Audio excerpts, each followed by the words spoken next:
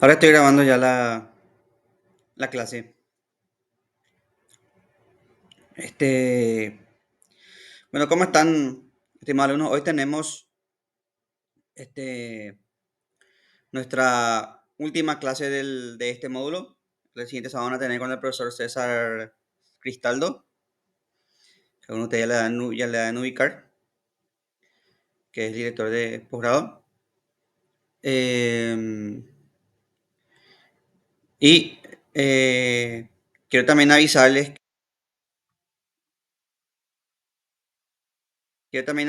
que en el aula ya está Espera un momento, acá hay gente que quiere entrar.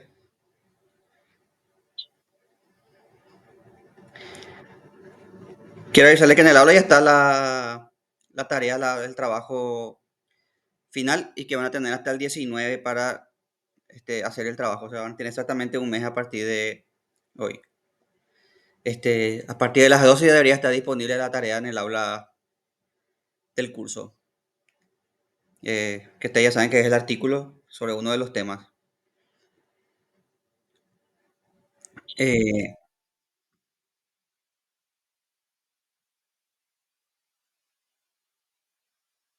Empecemos.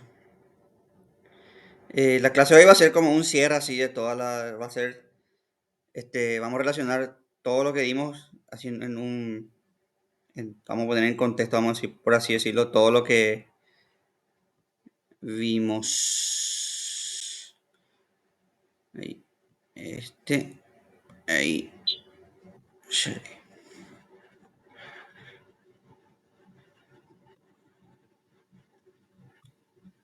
Pueden ver ustedes la clase, pueden ver ustedes la presentación.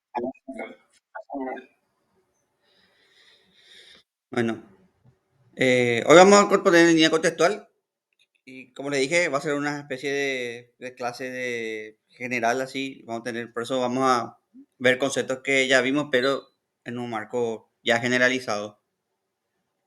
Eh, todo el tiempo y espacio, vamos a englobar en lo que es la cultura. Entonces tenemos, como ya vimos nosotros, que el tiempo se puede entender de múltiples maneras. Entonces no vamos a explayar demasiado, porque ya hablamos que hay un tiempo lineal, que es esa progresión que tenemos de pasado, presente, futuro, eh, que es la concepción más común que tenemos del tiempo, como algo que va pasando, y como que tiene tres momentos: un tiempo pasado, que es lo que ya no, ya no es, lo que pasó. Eh, lo que comí ayer, por ejemplo, es pasado. Un tiempo presente, que es que es el ahora. eh, y un tiempo futuro, que es lo que va a pasar. O sea, lo que voy a hacer más tarde, por ejemplo. Un tiempo futuro. Entonces, esa progresión es la progresión de tiempo lineal. Eh, y así como nuestro tiempo personal tiene esa progresión, también la historia tiene un pasado. O sea, la época colonial, un presente y un futuro.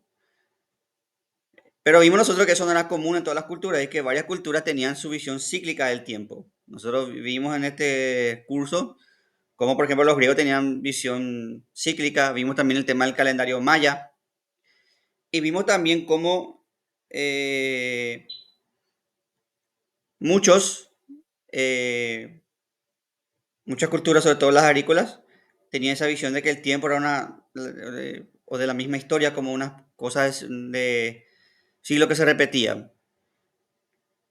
Eh, Vimos que estos tiempos a veces convivían. Por ejemplo, vimos que en la Edad Media el tiempo empezó a concepción lineal, de acuerdo a la concepción cristiana que trajo San Agustín, la linealidad de la historia.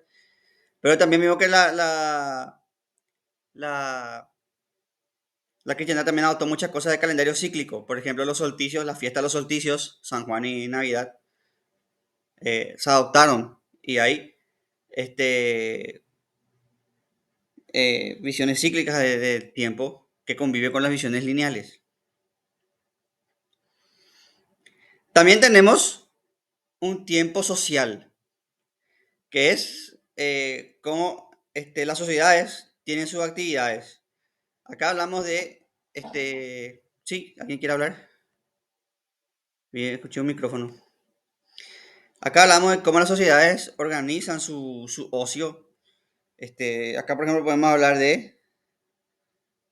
eh, podemos hablar de los feriados, los, eh, los días consagrados y incluso mismo podemos hablar de los rituales que tienen las sociedades para días. Por ejemplo, tenemos el famoso asado los domingos, tenemos que es más argentino, pero también se trajo acá un tiempo, el tema de los ñoquis del 29, famoso cuando cobras tenés que comer pasta. Eh, entonces son tiempos sociales. También hay tiempos reglamentados, las vacaciones de invierno, el mes de vacaciones que te tocaba en el trabajo, son tiempos sociales. Y acá también entra, eh, por ejemplo, temas como la puntualidad. La puntualidad, como ustedes saben, se vive en distintas partes del mundo, se vive de distintas formas. Todo te habrán oído hablar de la famosa hora paraguaya, ¿verdad?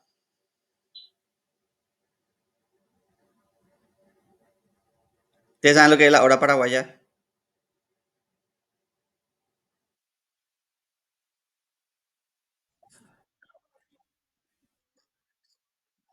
Sí. Si vos querés que la gente venga a las 8, tenés que llegar a las 7. Porque si vos le decís a las 8, te van a venir a las 9. Y esto, por ejemplo, sobre todo a los japoneses les molesta mucho. Los japoneses tienen una noción muy así de la puntualidad. Para ellos las 8 es las 8, no es las 7 y media, las 7 y 5, las 7 y... Para ellos las 8 es las 8. Y los asiáticos, los japoneses se enojan por ese desfase de hora. Por más que sean 5 minutos nomás, ya se enojan. De hecho, en Japón, cuando el tren se retrasa 15 minutos, el, el Shinkansen el Shinkansen el tren y el chofer se disculpa. O sea, su misma sen, o sea, sí, se disculpa por hacerle perder tiempo a la gente. Porque ellos tienen esa visión de que el tiempo es este, valioso, que es plata, que te hace perder tu tiempo y hacerte perder algo valioso. Entonces, esa visión de la puntualidad es propia de la sociedad de ellos y genera un desfase con nosotros que no tenemos tan arraigada esa noción de puntualidad, por ejemplo. Después tenemos también un tiempo histórico, que es en el marco donde se desarrollan los eventos humanos. Eh, Esto puede ser de corta duración, tiempo histórico breve. Por ejemplo, puedes tocar, puede ser un trabajo de siglo XX, desarrollo de Latinoamérica, la economía latinoamericana entre 1900 y 1950, haciendo todo un estudio ahí. Pues también puede tener fenómenos, cuenta de fenómenos de larga duración. Eh, Hay cosas en la historia que vos tenés que estudiar como proceso de larga duración. Por ejemplo, la civilización. Las civilizaciones no es que surgen de la noche a la mañana, sino que son periodos largos. Eh, Roma no se hizo en un día, sino que es toda una historia de la civilización y son ciclos largos de estudios. Eh, lo que nosotros conocemos como Grecia, por ejemplo, es lo que tardó siglos en consolidarse. Lo mismo Roma. Roma tardó siglos de ser así un pueblo a ser básicamente la capital del mundo antiguo. Entonces son procesos largos, pero también hay cosas que se estudian a corto plazo. Los gobiernos, por ejemplo, estudio de tal gobierno, cómo le fue a tal gobierno en lo económico, en lo político, en lo social.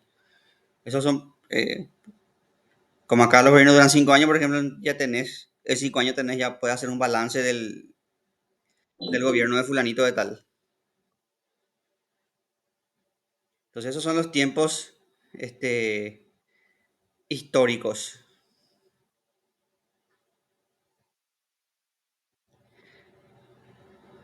Ahora hablemos del espacio, no el espacio exterior, sino el espacio como nos organizamos, que también ya hablamos de esto. Eh, tenemos, en primer lugar, un espacio físico, es la ubicación geográfica propiamente. Las montañas, los desiertos, las costas, las estructuras construidas por el hombre, o sea, ciudades, cómo nosotros organizamos. Y la forma en cómo la geografía moldea nuestra forma de vida. El dónde vivimos va a moldear desde cómo son nuestras ciudades. Este, no es lo mismo construir una ciudad en las costas de Brasil, por ejemplo, a construir una ciudad en medio de los Andes, por ejemplo. Requiere otra arquitectura, otra ingeniería, eh, otra forma de organizar la ciudad misma.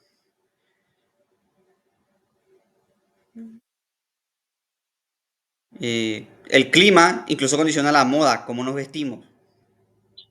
Eh, la moda, si bien tiene algo de estético y algo también tiene la moda, tiene que también ser funcional. Eh, Luego no vas a andar por Siberia con una camisa sin manga. Entonces tenés que adaptarte. Ahí por ejemplo, determina el uso de pieles, otros materiales más aislantes. Y acá en el calor usamos algodón y materiales que son más propicios para que vos sudes sin desgastar la prenda, por ejemplo.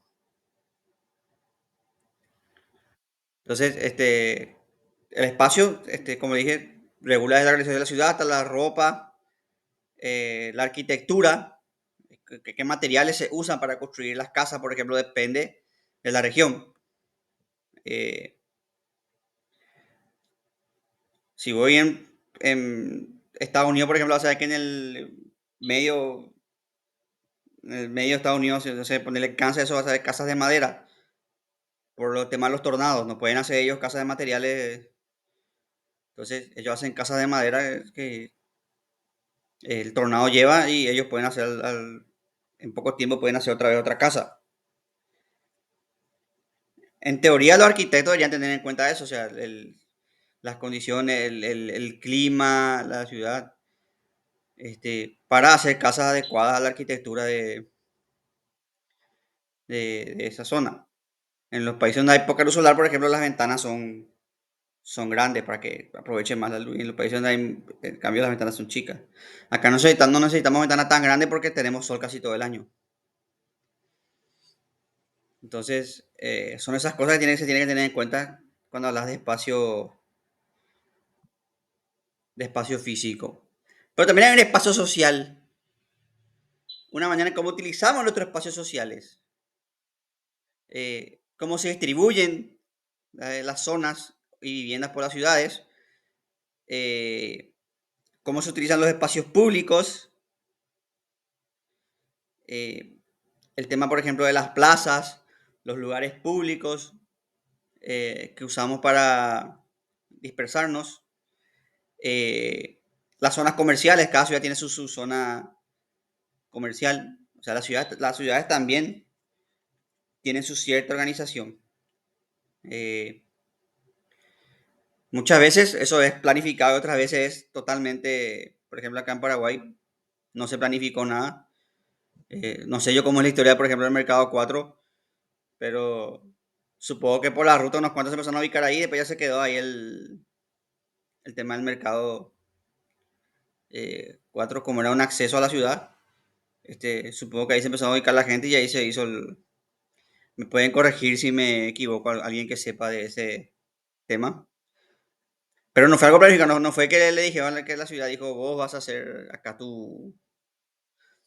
Y entonces ahí se empezaron a aglutinar los negocios y ahora están todos ahí. Y se hizo una zona comercial improvisada. Eh, Otro ejemplo, por ejemplo, es en Paraguarí, que a mí me comentó, eso sí, esto sí sé porque me comentó la La gente de Paraguay, cuando me fui a hacer interventoría en la facultad, me comentaban de unos alumnos que estaban con un profesor, estábamos hablando en ronda. Me comentó que esa frutería de Paraguay empezó como gente que vendía fruta nomás ahí al lado de la ruta. Y que después eso se convirtió, y ahora es un negocio enorme. Y es básicamente un paso obligatorio de viajeros que van a más lejos hoy mismo cuando se quedan en Paraguay. Ahora, si vos te vas. Sí,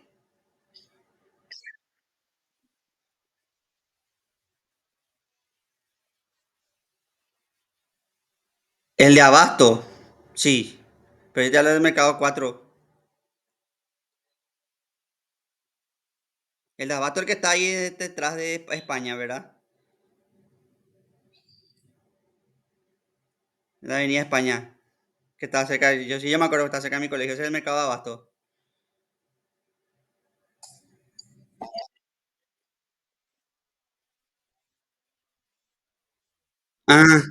Ah, ya, ya, ya.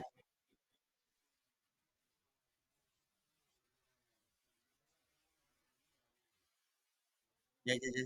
Ya. Ah, qué bueno saber que. Ah, sí, entonces es el que estoy hablando yo. Yo estaba en San Miguel, yo estaba en el colegio de San Miguel y me iba ahí, caminaba y me iba ahí a ver ese. Sí, es el mismo que estoy hablando. Ah, qué bueno saber que ese fue planificado por los japoneses. Entonces también tenemos entonces nosotros lugares, mercados, zonas comerciales planificadas.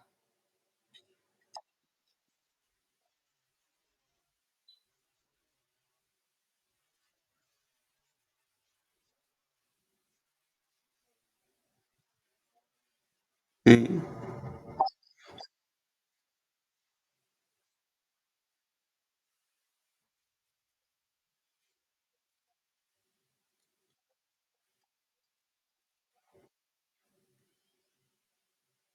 Acá también, gracias Rafael por el aporte. Este, acá también entra, por ejemplo, el tema de los cementerios, los templos. Antes, de esto habla, por ejemplo, Michel Foucault. Antes los templos eran el centro de la ciudad. Estaba el templo, o sea, la iglesia, la capilla, lo que sea. Cuando es ciudad chiquita es una capilla, hay una iglesia. Y alrededor estaba la plaza. Después estaba el órgano municipal, un órgano de justicia. Y al lado de la iglesia estaba el cementerio. O sea, toda la ciudad estaba organizada en torno a la iglesia. En el frente de la iglesia estaba la plaza pública, al costado de la iglesia cementerio, y alrededor de la plaza estaban el edificio del órgano de justicia, o sea, la policía, comisaría, estaba el órgano municipal, etcétera. O sea, esto, y esto justamente habla Foucault de cómo una organización jesuítica. Y esto nosotros heredamos, ustedes van a ver esto en varias ciudades, van a ver esta organización. En varias ciudades, sí, exactamente. Y esto se ve en muchas de nuestras ciudades, se ve todavía si bien ya las ciudades ya se extendieron, ya se expandieron, pero se ve todavía esa organización. Quintín,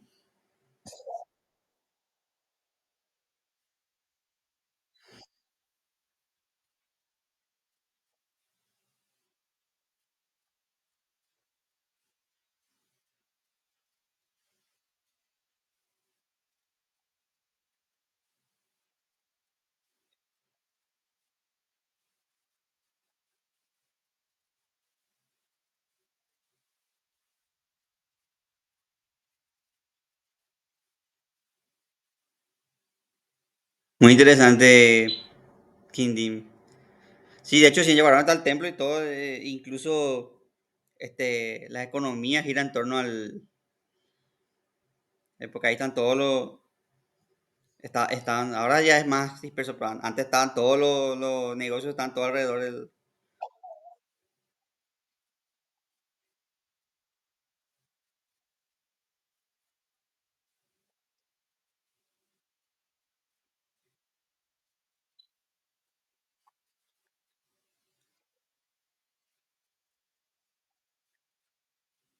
Sí,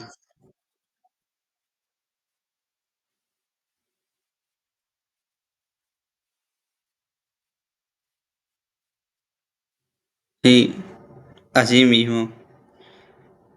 Eh, Después tenemos también los espacios culturales o simbólicos. Y estos son los valores, el valor simbólico que le damos a algunos lugares de la ciudad. No solo valor así como un templo, como en el caso de Yaguarón, ya que mencionó el compañero, sino también eh, lugares que son punto de encuentros. Por ejemplo, en Asunción tenemos el caso de el Panteón de los Héroes, que Paraguay gana un partido y todos se van allá a festejar en el Panteón de los Héroes. Hay una manifestación y todos se van al Panteón de los Héroes. O sea, es como un lugar de encuentro de la ciudadanía que sirve para expresar nuestra alegría y nuestro descontento. O sea, ese es un lugar que la sociedad le dio ese, porque eso tampoco fue planificado, sino que es, por así decirlo, un lugar que la gente eligió y le dio ese valor de juntarse. Como es un referente fácil de ubicar, entonces vamos a vernos en el Panteón de los Héroes y ahí este, quedó como un lugar, como un espacio de reunión. Y como le dije, un espacio de festejo, pero también un espacio donde se reúnen para las manifestaciones. Hace poco tenemos un nuevo espacio que es exactamente Olga Identidad Colectiva. Hace poco tenemos un nuevo espacio que es la Costanera, que también sirve para esparcimiento, se hacen actividades, por ejemplo, conciertos, esas cosas se hacen. Lamentablemente no es tan seguro. Hay muchos casos de extranjeros y locales que fueron asaltados. Lamentablemente no están seguros, pero sí se convirtió en un espacio de esparcimiento, un espacio de referencia. Y la costanera es algo simpático porque fue algo pensado para agilizar y que de hecho sí cumple esa función, de hecho sirve para eso, pero también la gente utiliza como un espacio la costanera sobre todo de esparcimiento. Vos un domingo te vas a la costanera para recorrer, para esparcirte, para distenderte. Básicamente ese es el valor que se le da al lugar. Este, Tenemos también otros lugares, como por ejemplo el Botánico, que es un lugar que sirve para la conservación de espacios verdes. De hecho, se le llama el pulmón de Asunción. Eh, También sirve para esparcimiento. La gente se suele ir al Botánico. También es un lugar de conservación, hay museos, etcétera, etcétera. O sea, esos son los espacios culturales o simbólicos eh, que tenemos en las ciudades. Em, y como ustedes saben, tiene que formar parte de la planificación de la ciudad, tiene que formar también los lugares de esparcimiento, lugares de espacios públicos, las plazas. eh, También actividades, eh, por ejemplo, los desfiles, cuando las fechas patrias, por ejemplo, los desfiles. eh, en muchas ciudades tienen sus propias festividades. eh, También están las ferias, eso que se hacen en las ciudades de acuerdo a su, a su producción para vender. Pues, los santos patronos, muy bien, ¿no? La fiesta de los santos patronos. Y así son todas actividades y espacios que le dan una identidad y le dan vida a la ciudad. Porque esos espacios simbólicos, referentes históricos de la ciudad forman parte de su identidad histórica. Quintín,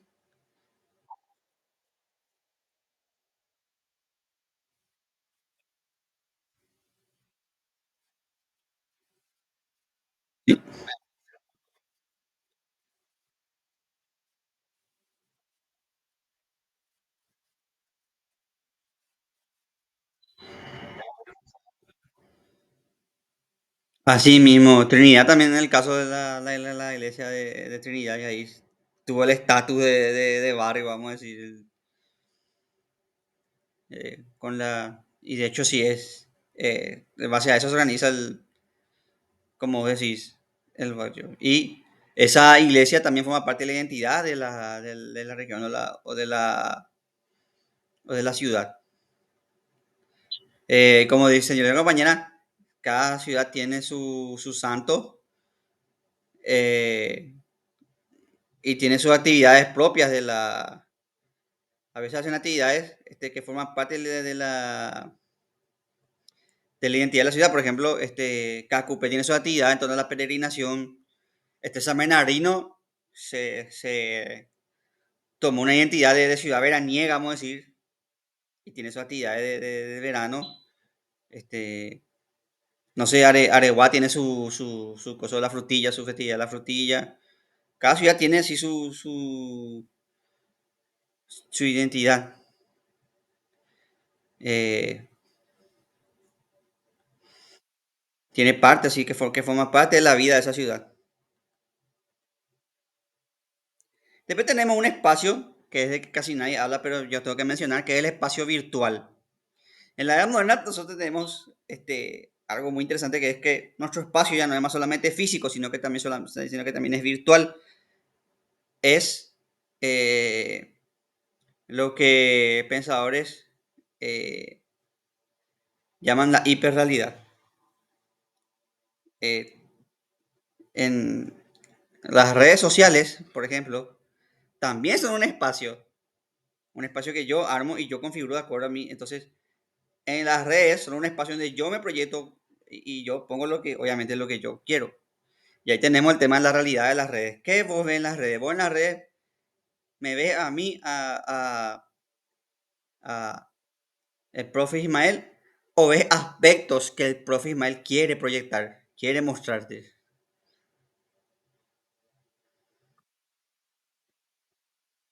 Ahí está muy bien la observación de Platón que acá hizo el compañero. Este, que ahí está, como te está diciendo, ¿qué vos ves? ¿Ves en las redes que ves? ¿Ves el Ismael en real? ¿O ves el Ismael este, que yo quiero, el Ismael ideal que yo proyecto? Exactamente, la alegoría de la caverna, la cueva de la sombra. Entonces, las redes también son espacios y nosotros usamos para manejarnos, usamos para proyectarnos ante las otras personas. La realidad de eso es debatible, pero usamos eso para proyectarnos.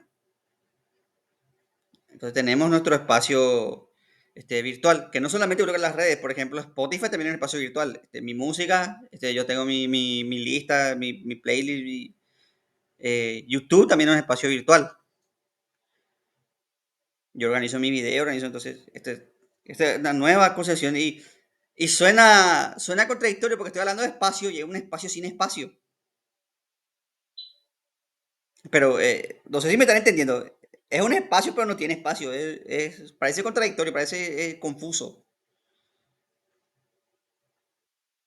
Porque no hay un espacio, no tenés un terreno. Facebook no es un terreno tuyo, pero es un espacio. Es un espacio virtual.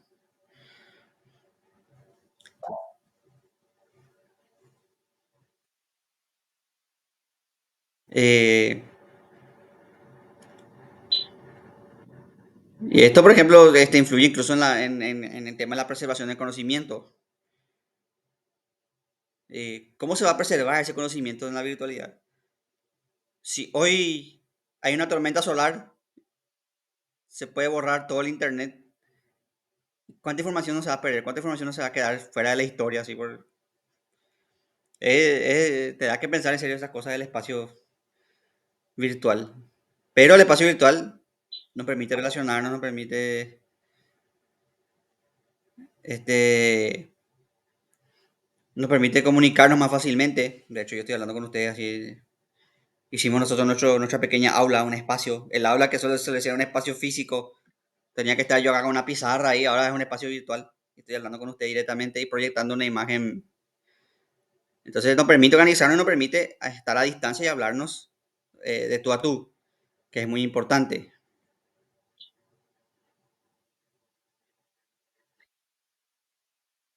Hablemos de la cultura. La cultura es el conjunto de conocimientos, creencias, arte, moral, derecho, costumbres. O sea, es un conjunto de hábitos adquiridos. En la antropología, para hacer una definición fácil, tenemos lo natural, que es lo que está en la naturaleza, y lo cultural, que es lo que produce el ser humano. Así, por ejemplo, tenemos un tronco, un pedazo de madera, es algo natural, pues, se produce en naturaleza, o la tierra es algo natural, pero en cambio una vasija es algo cultural, porque ya es una producción humana. Y la cultura no solamente es básica, sino que hábitos, rituales. Quintín.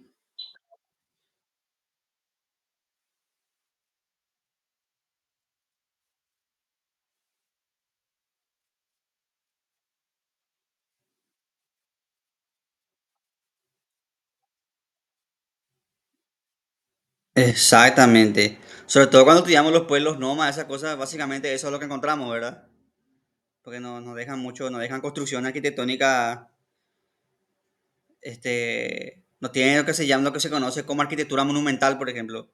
Y no nos dejan, entonces lo que encontramos son sus, y ahí podemos dar testimonio de la existencia de esas civilizaciones.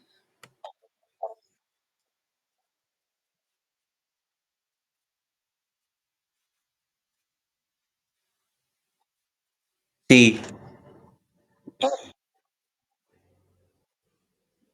exactamente. Las pirámides, por ejemplo.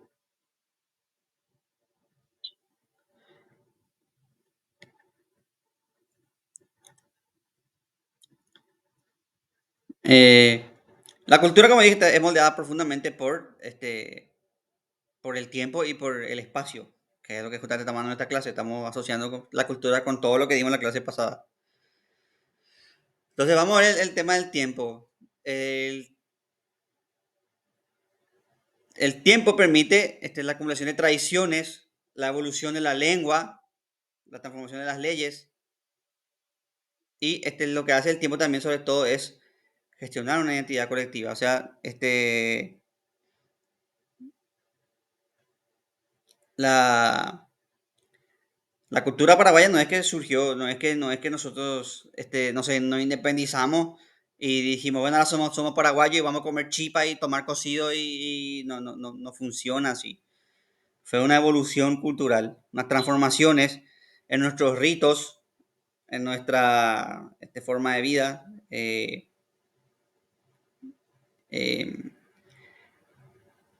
que la identidad para se fue consolidando con el tiempo, lo que es el ser paraguayo. Adquirimos ciertas normas sociales, ciertas costumbres colectivas, y como ustedes saben también nuestro pasado fue moldeado por las guerras, por hechos históricos que acaecieron en nuestro territorio y eso moldeó nuestra forma de ver la historia y configuró la visión del mundo del paraguayo en cuestión. Eh, También el entorno geográfico jugó un papel muy importante. La sociedad, obviamente la sociedad tiene que organizarse y establecerse en base a la geografía. Y nosotros vemos, por ejemplo, cómo las culturas de sociedades de montaña son diferentes a las culturas de las sociedades de la costa, por ejemplo. Nosotros vemos que la gente de costa, la gente que vive en la playa, tiene otra idiosincrasia que la gente que vive, por ejemplo, en la montaña.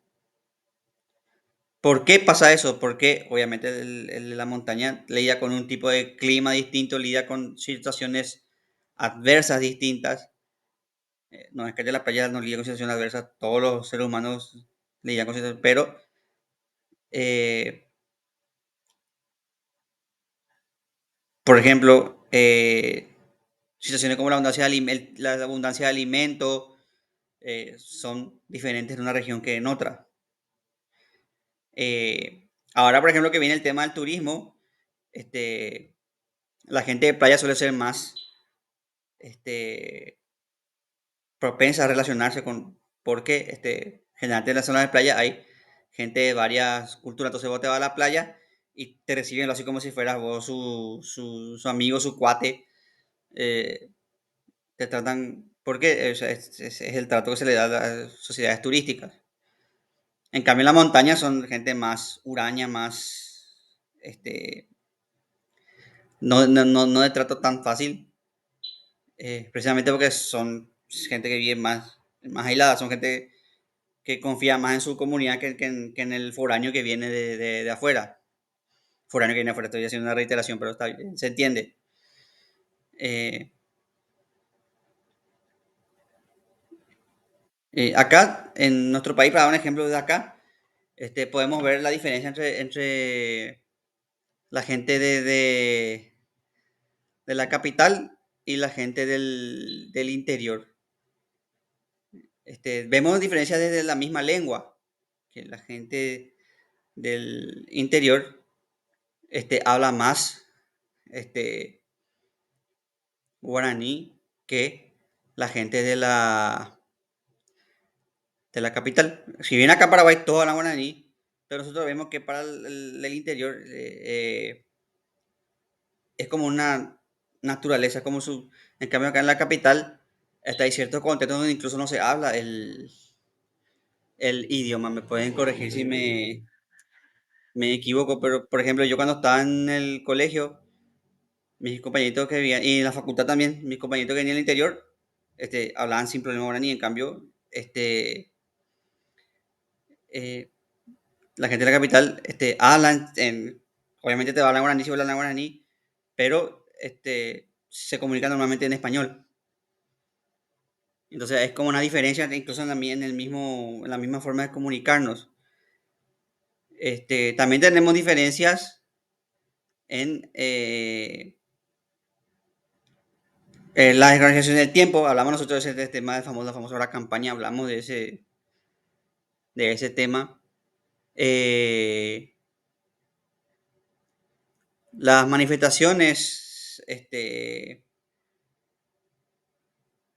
culturales en, en eh, Asunción, por ejemplo, no se le da tanta importancia a las fiestas patronales y otras festividades religiosas. Los mismos ritos funerarios. En el interior todavía se respeta ese tema de que tiene que estar 24 horas, a las siestas se le tiene que sacar.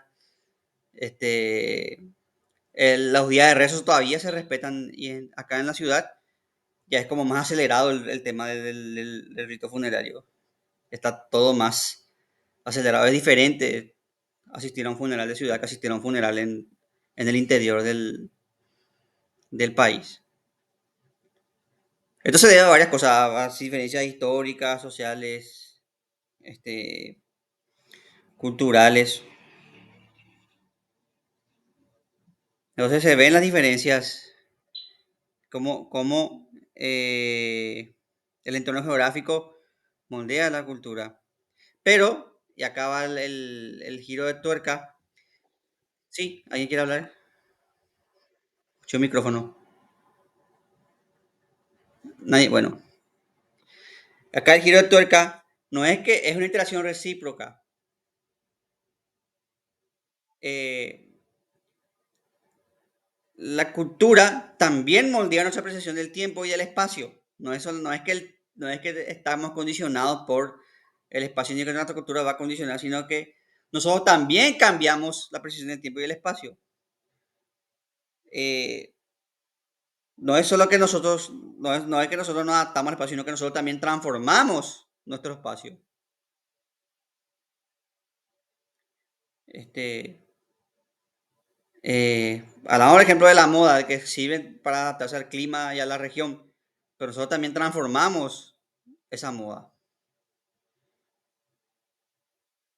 la hacemos nuestra. Y si bien se tiene que adaptarse a las condiciones climáticas, este, nosotros eh, transformamos esas ropas y hacemos diseños y le damos nuestro sesgo estético. Eh, Los materiales de construcción, por ejemplo, si bien tenés que ceñirte a ciertos materiales, de acuerdo al clima de la región, eh, eh, vos tenés que transformar también esos, darle tu identidad propia a la arquitectura. eh, en- por poner un ejemplo, en el Japón antiguo, vos no podías hacer edificios y por eso las casas tenían eso. Entonces te ven en las películas esas casas con papel, que su ventana era de papel y que se tienen las puertas que se abrían así en las casas japonesas. Eso por los terremotos. Sin embargo, los japoneses ahora hacen edificios, hacen y estos edificios tienen esos sistemas antisísmicos que hacen que el edificio se balancee sin. Entonces, no solamente el espacio, o sea, el Rafael,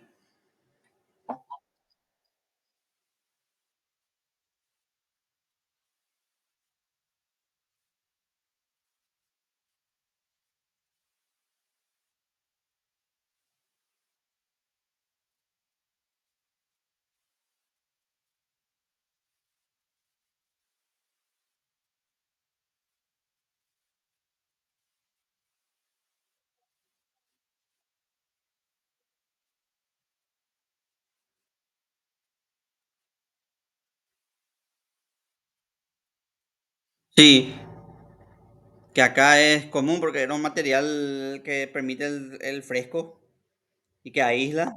Entonces acá es común eso. Quintín,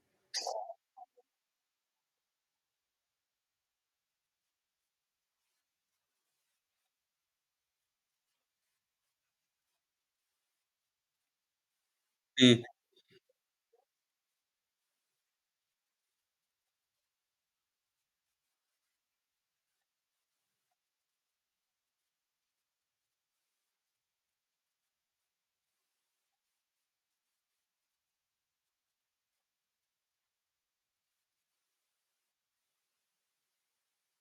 Como en arquitectura, creo que era arquitectura vernácula, era el nombre que se le pone. Sí, ujú. Eh, y vemos que si bien el espacio y el tiempo condicionan nuestra forma de vestirnos, de comer, nosotros también modificamos. También nosotros modificamos, adaptamos los espacios. Este, a veces no podemos, por ejemplo, acá en Asunción, nosotros perdimos la batalla hace rato, perdimos la batalla contra los raudales. Nosotros pensamos que los raudales son un tema nuevo. Sin embargo, si vos te vas a consultar las actas capitulares, te hagan eso, vayan al archivo, están las actas capitulares. Este, yo, por ejemplo, encontré quejas de raudales de que hasta donde yo rastré, desde hasta 1780 y pico, que la gente se quejaba del raudal. Quintín.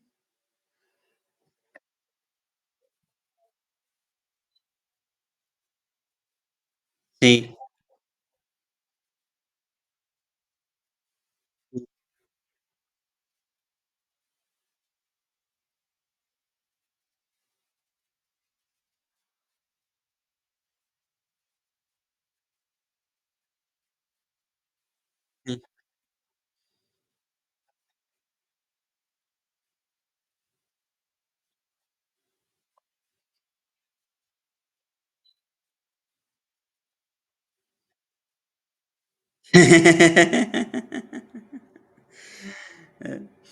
Eh, pero sí, es cierto eso.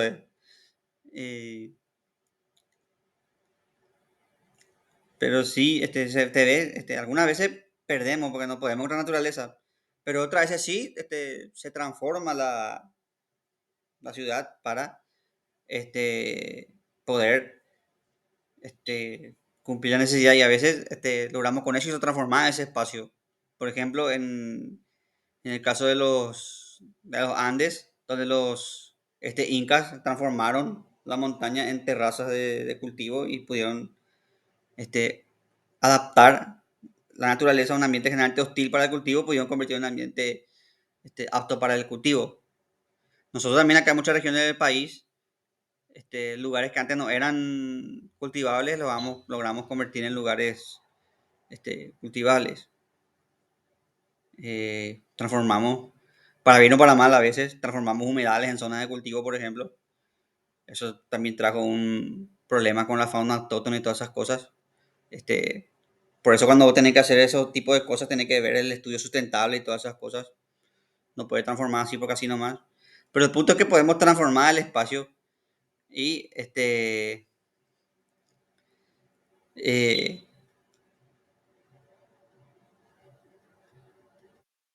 podemos adaptar ese lugar a nuestras necesidades. Por eso es una relación recíproca.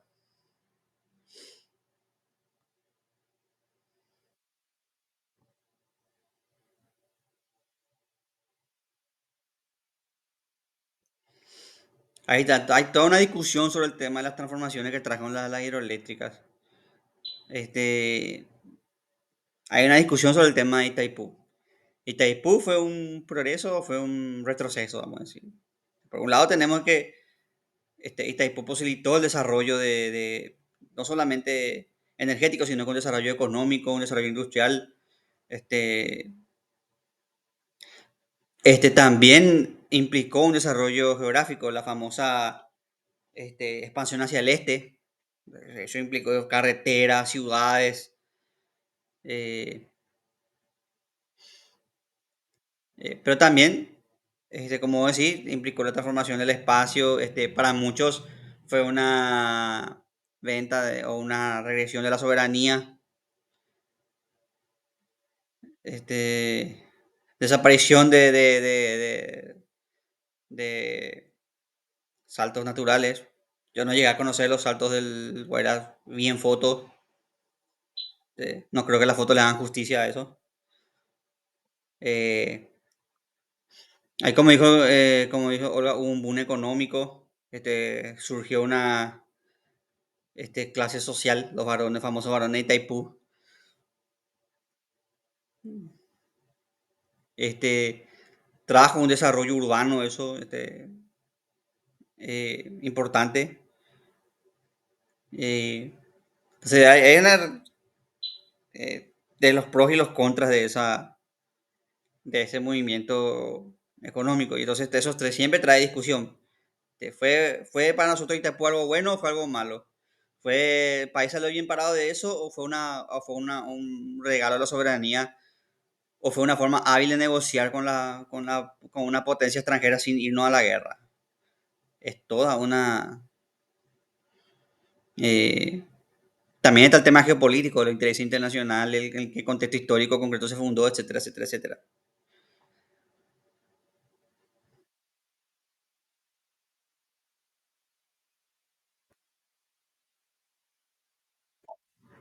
Sí,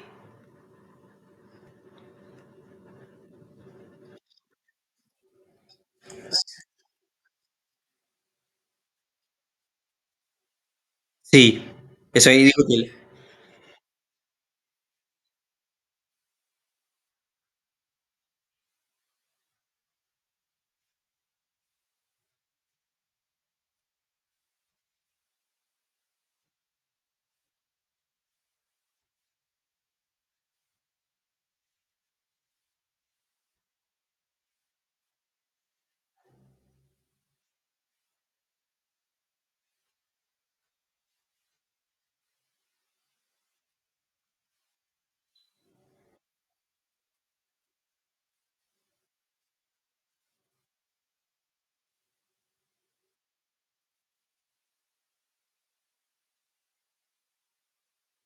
Eh,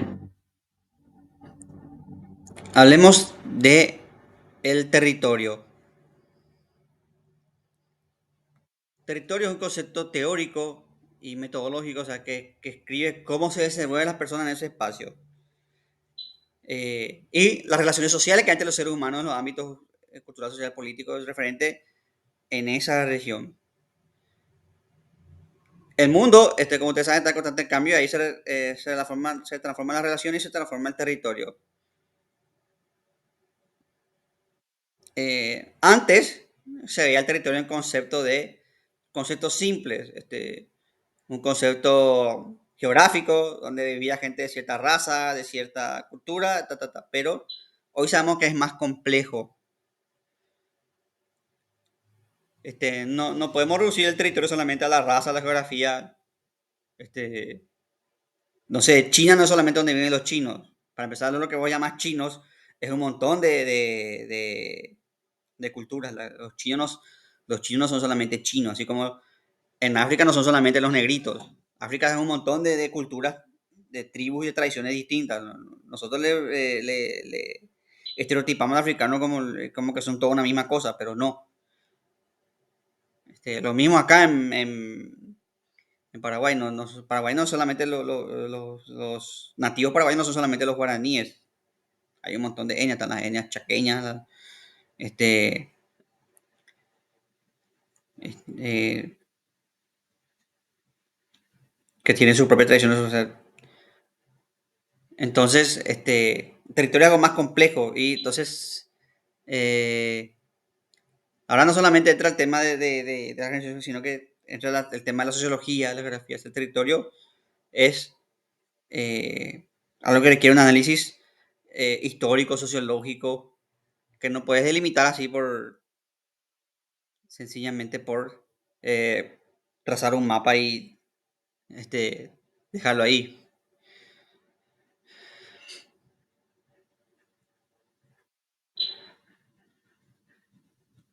El territorio no solamente es un espacio, sino que también es, hace referencia a recursos naturales, climas y características ambientales que ejercen una profunda influencia en la cultura. Esto ya habló ya, de hecho Montesquieu ya decía eso con el territorio. Montesquieu que eh, tenía una forma de pensar europea, obviamente era europeo el tipo, era de la nobleza francesa. Montesquieu era de familia noble, si bien sus ideas son liberales. Montesquieu era de familia noble, este, liberales monárquicas, vamos a decir. Montesquieu era defendía una monarquía regulada. Después sus ideales se usaban para la democracia y la división del Estado, pero Montesquieu, él veía como europeo. Y él, por ejemplo, decía que en los climas fríos la gente era más trabajadora que en los climas cálidos. ¿Por qué? Porque los climas fríos tenés el tema del invierno y vos tenés que trabajar más para hacer. En cambio, en verano, los climas cálidos como acá, tenés comida todo el año. Entonces, él decía que la gente de los climas cálidos es más holgazana que la gente de los climas fríos, porque acá hay abundancia de comida, entonces la gente no tiene que... en parte es un estereotipo, pero en parte tiene su punto, pero es estereotípico. Se practica el ocio, exactamente. Eh, y justamente acá, por ejemplo, cuando venía, justamente ese es un problema cuando acá venían los jesuitas, era justamente el tema que el indio era vago, no quería trabajar. eh, sí, la famosa siesta, que era para el europeo, algo así. Este,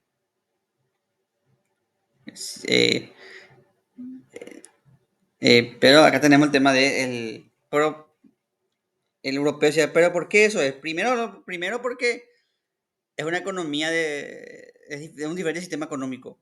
No es una economía de producción, es una economía de subsistencia. O sea, el nativo de acá tenía una economía de subsistencia. En cambio, el europeo tiene una economía de producción. O sea, los europeos llegaban acá con el desarrollo ya del capitalismo, no el capitalismo industrial, de la revolución industrial, pero sí ya era un desarrollo capitalista. Eh, Llegaron acá y ellos que querían producir, o sea, tenían que producir. Y eso se acrecentó cuando vieron que en esta región por lo menos no había el oro y la plata que ellos querían encontrar. Entonces era, bueno, vamos a ganar plata produciendo. Y se encontraron con que el indio no, porque el indio, el nativo, no entendía por qué tenía que, si ya el indio trabajaba hasta que tenía, trabajaba para comer en el día. O sea, vos te ibas, te cultivabas y, no sé, pescabas algo, cazabas algo y comías en el día. Si había mucha abundancia, hacías una festichola. No, no, no. ¿Por qué voy a trabajar más si ya tengo lo que tengo para mi día? O sea, la economía de subsistencia es eso, vivir el día a día. En cambio, la economía de producción es, vos tenés que producir y hacer plata, y hacer plata, y hacer plata. Eh, yo tenía un profesor que era Miguel Ángel Fernández, se llama el profesor, profesor de filosofía, estaba enseñando hermenéutica y enseñaba también introducción a la filosofía. Él tenía una amiga que también era profesora, pero no de nuestra facultad, que le hizo una cooperativa a los indios. Los indios vendían su artesanía y eso, y ella les guardaba la plata. Y cuando el jefe de la comunidad les pedía, ella decía, bueno, ¿qué vas a usar? Y voy a comprar bueno, y le daba la plata. Un día esa señora tuvo que viajar y le dijo al líder de la comunidad, le dijo, mira, bueno, acá con este número vos puedes retirar tu cuenta y tenés que hacer así, así. Y la señora se fue contenta. Si necesitaba algo retirada la cuenta. Cuando llegó la señora no había nada en la cuenta. No es que el jefe robó, sino que el jefe, el líder de la comunidad de ellos, agarró la plata, compró carne, alcohol, ¿verdad? Y hizo una fiesta. Porque ellos no tienen, no es que sean, como decían los europeos, que eran ignorantes, que eran brutos. No, es que es otro sistema económico, otra mentalidad. Es una mentalidad de subsistencia. Si vos le das plata a ellos, ellos en el día te van a gastar. Es un esquema distinto de vida. No está adaptado, obviamente ese esquema no está más adaptado al esquema económico actual, porque nuestra economía exige que vos te llega hasta fin de mes, no podés gastar la plata tu sueldo en un día, pero todavía existe ese sistema de subsistencia. Es fácil decir, esta gente que vende su voto por 100.000 guaraníes, que peta 5 años, pero esa gente no tiene, o sea, esa gente de que quiere es comida en el día. Cuando tenés estómago lleno es fácil criticar a esa gente. Está mal, por cierto, vender tu voto. Pero es fácil criticar cuando vos tenés la panza llena. Si una persona que tiene hambre le da un 100.000 en el veces 100.000, ¿vos sabés lo que es 100.000 en un día para una persona que no tiene que comer? No estoy justificando el robo ni la venta de votos. Estoy explicando por qué la gente vende su voto. Entonces, es un modelo diferente, una cultura. Y eso es lo que no entendieron los europeos. Y a nosotros también nos cuesta entender ¿verdad? Que era, no es que eran ignorantes ni que eran, sino que se manejaban con un sistema diferente. Cuando vos tenés una economía de subsistencia, o sea, vivir al día, este, no entendés por qué tenés que trabajar para tantas horas al día. ¿Por qué tengo que trabajar hasta de 7 a 5 si tengo ya mi comida del día? Ese es el razonamiento.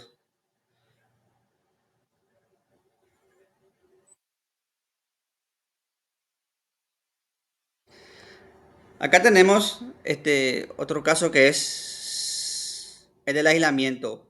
Un territorio aislado puede fomentar la preservación de tradiciones, lenguas, costumbres, mientras que los territorios comerciales tienen más al intercambio cultural.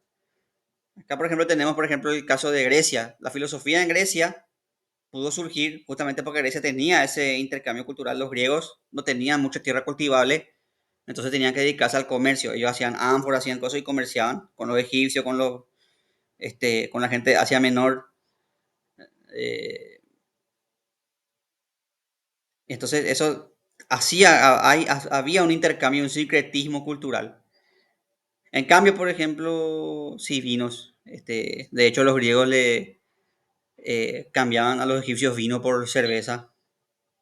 Los egipcios hacían la mejor cerveza en la antigüedad y los griegos hacían el mejor vino en la antigüedad. Entonces, eh, en cambio, países como Japón, para empezar, Japón es una islita y Japón vivió mucho tiempo aislado y a ellos les costó la apertura y hasta ahora ellos son bastante cerrados culturalmente, si bien, sobre todo después de las bombas atómicas que le tiraron, hubo una apertura cultural hacia Occidente, pero todavía siguen siendo ellos bastante cerrados como sociedad este, japonesa, son muy cerrados, ellos sí o haces a la manera japonesa o no haces.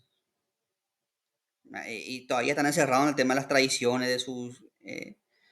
son todavía, si bien, como le dije, ya hubo una apertura, este, igual todavía, por ejemplo, es muy difícil ser extranjero en Japón.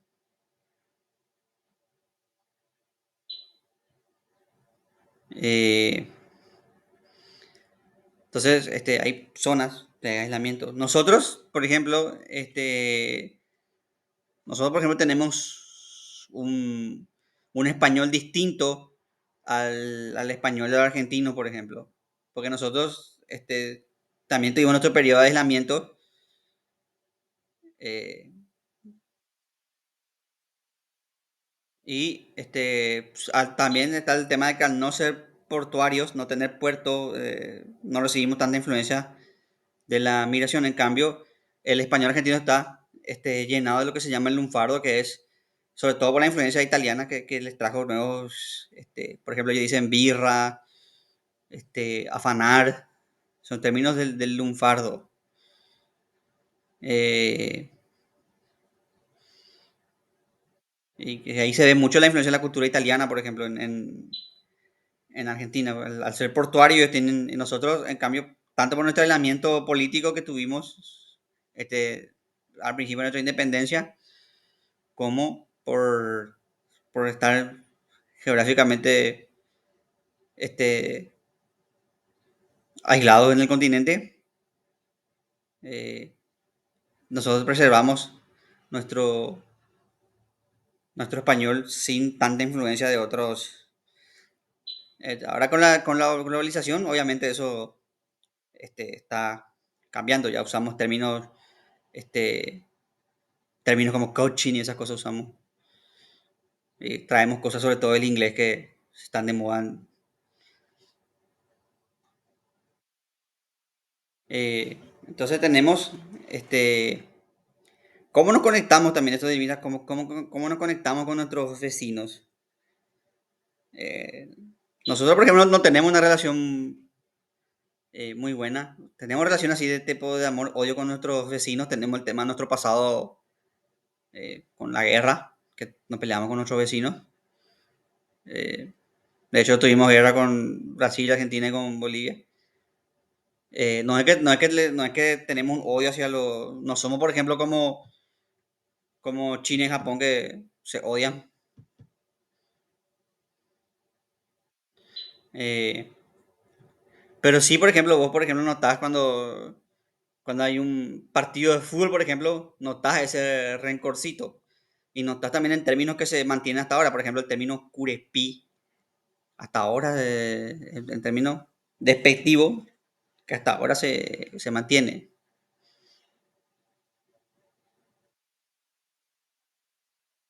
Y también los argentinos, que nos llaman provincias rebeldes, esas cosas. Pero tenemos relaciones, ¿sí, Rafael?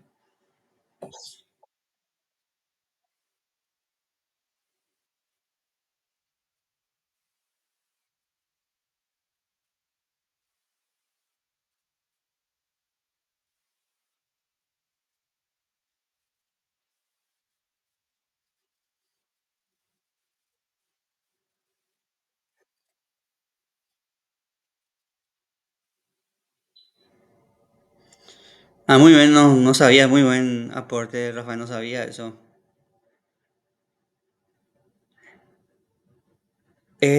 También dentro del mismo territorio, tema de la conexión. Este, en nuestro país, por ejemplo, por infraestructura y por mala decisión de los políticos, este, no estamos tan conectados. Y de hecho, el Chaco básicamente se siente como una región diferente, porque no estás, tardas ahora en llegar al Chaco, entonces es como que estás, eh, no voy a decir que están aislados porque ya está, ahora ya puedes llegar al Chaco en horas, eso, pero sigue como que estando lejos de nuestro territorio otra vez. Y no sé si me estoy explicando, no hay mucha conexión, vial entre nosotros, entre la región oriental y la región occidental. Em, no es, por ejemplo, como las ciudades eh, no sé, San Bernardino, Encarnación, que son lugares donde la gente se suele ir, por ejemplo, cuando hay feriados largos, la gente se suele ir a esos lugares. Este, el Chaco no aparece como una opción turística, eso es como otro, como otra frontera, vamos a decir, en ese sentido, que no, a lo que me refiero es que no hay así, el Chaco no está proyectado así para el esparcimiento, como por ejemplo, no sé, Encarnación o San Bernardino o este, lo que tenemos, lo que hay en el Chaco así de lugares, por así decirlo, turísticos son los campos de batalla, esas cosas. Eh, pero no está programado, vamos a decir, el Chaco para algo turístico así. Eh, lo que le potenció al Chaco es que hubo un polo industrial importante. Por ejemplo, el tema de los menonitas, que es su fábrica de leche, su este, cosas de embutidos, esas cosas que se hacen en el Chaco son muy buenos ellos en eso.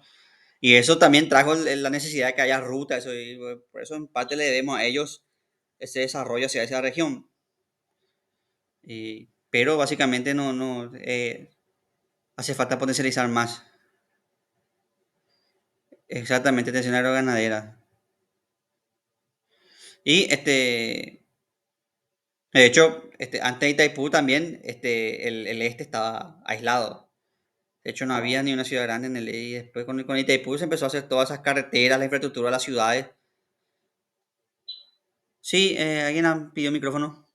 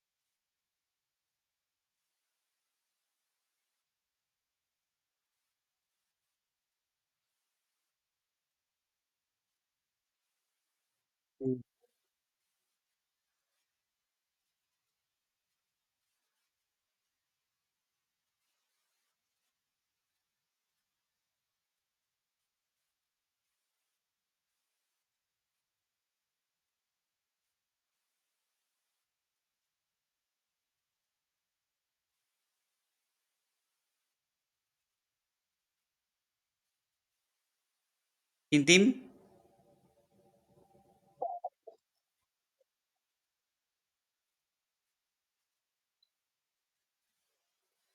Sí, sí. De hecho, el fundador de Nueva Germania es el marido de la esposa de Nietzsche y la intención de sí, perdón, el marido de la hermana perdón, el esposo eso quería decir, el esposo de la hermana de Nietzsche vino acá y la idea era fundar una colonia aria pura ahí no sé cómo iba a funcionar, ¿verdad? Pero ese era el proyecto. Quintín,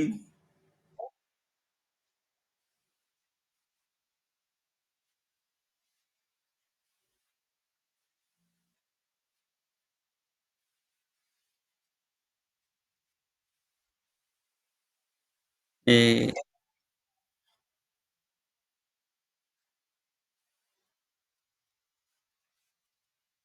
Sí, Bernard Foster. En el cementerio alemán de San Bernardino está. Terminó suicidándose él. Y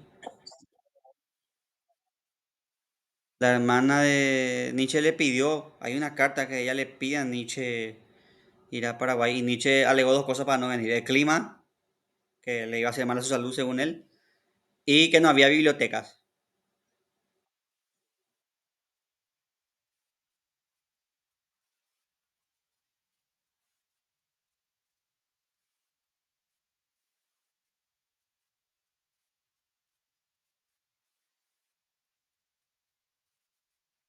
Ujú, ujú. Sí, Rafael,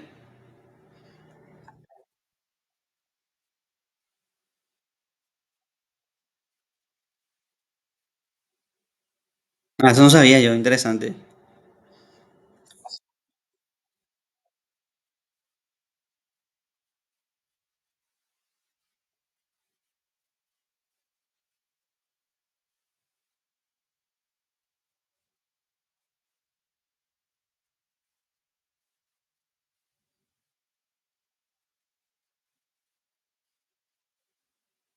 Sí, eso lastimosamente para Nietzsche está por culpa de su hermana, se la asocia al nazismo cuando Nietzsche no tenía nada que ver con los ideales supremacistas eh, nazis.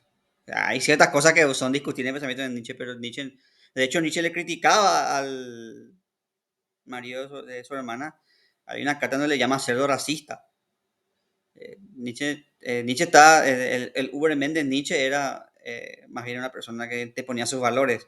No era un alemán rubio con casco, eh, y no tenía que ver con la raza, sino con los valores morales. Es cierto que hay párrafos de Nietzsche que uno puede interpretar así como, pero Nietzsche en el conjunto, no. De hecho, hay un estudio de dos pensadores, Colli y Montanari, que justamente se dedican justamente a mostrar cómo se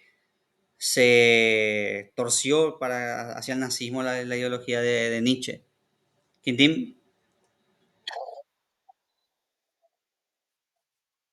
sí,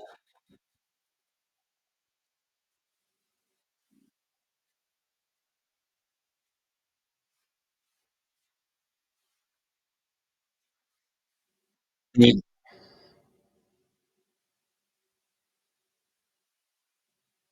Después tenemos también el paisaje y el patrimonio natural.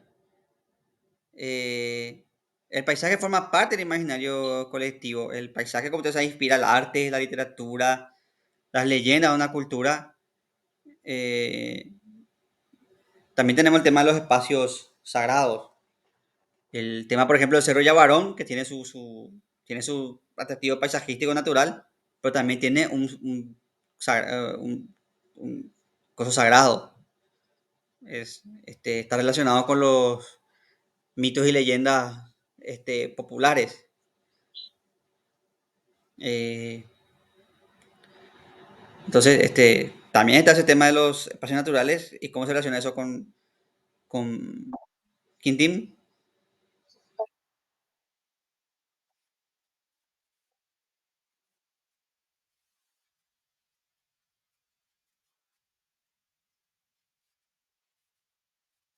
Sí,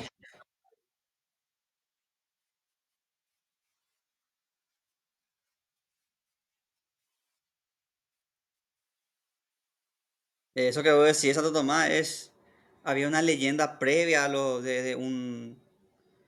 Es llamativo eso, la leyenda de hombres blancos. Hacia Perú tenemos el caso de Piracocha, y acá tenemos el tema de Paixumé, que después lo conquistaron y dijeron que era Santo Tomás, la asociación con Santo Tomás, que le enseñó porque los niños hablaban de un hombre blanco que le enseñó a cultivar el mate y esas cosas. Y eso se transformó como siempre se le dice, se transformó en un santo, y Santo Tomás. Rafael.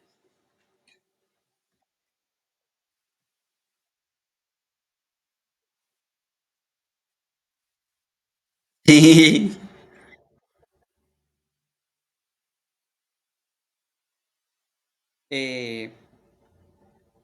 Como ustedes saben, la cultura no es pasiva, sino que transforma el territorio, lo interpreta, lo modifica y le otorga un significado. Aunque el humano tenga su espacio natural, es el humano que, como vivimos, que le da significado a ese espacio natural. O sea, la naturaleza está, pero es el humano que le da esa atribución del paisaje. El paisaje tiene un valor por sus recursos, tiene un valor intrínseco. Pero es el humano el que dice, este es mi lugar espiritual, este va a ser el paisaje no sé, de esparcimiento, eh,